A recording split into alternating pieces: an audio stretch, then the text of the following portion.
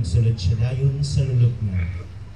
Nakita niya ang tela nga lino nga nahamtang didto, kag ang tela nga ginsambot sa ulo ni Jesus.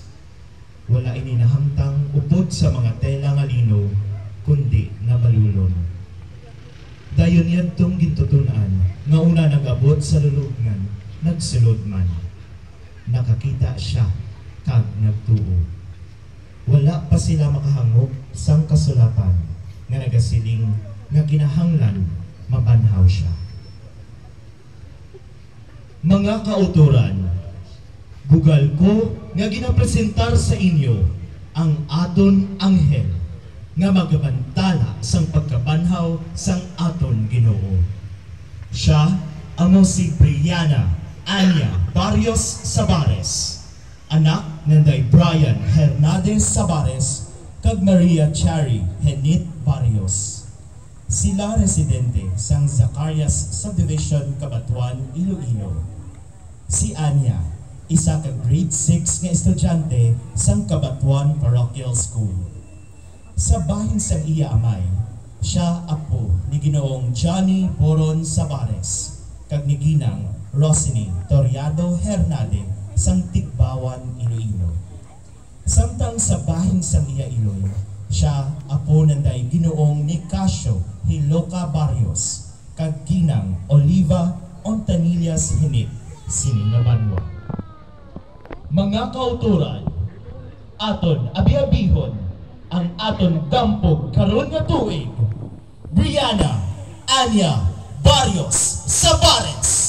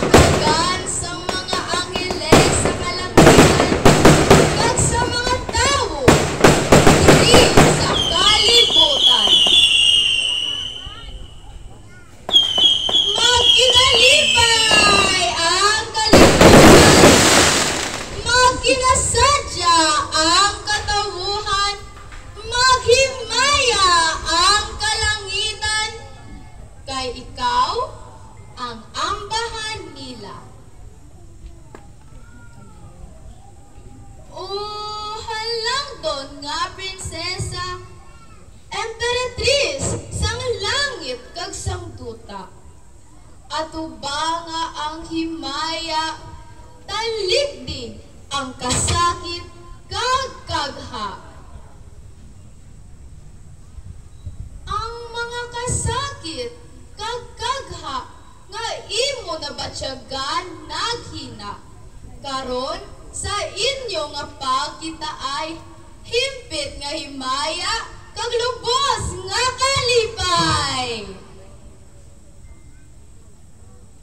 Maghimaya ka kag magasadya, kay niyan natapos na ang pagpanubos sang mga sala sang mga inapo ni Eva.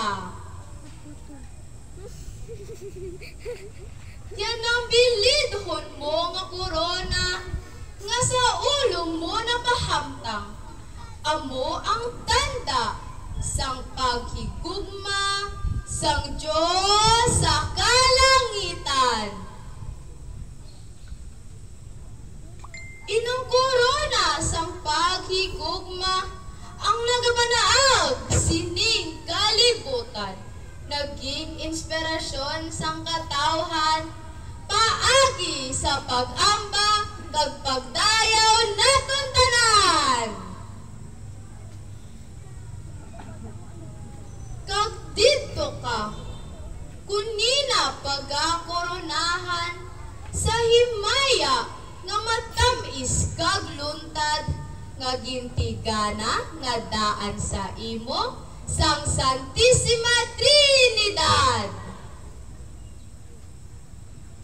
Kay natapos na ang tanan, ang unos sang kalibutan.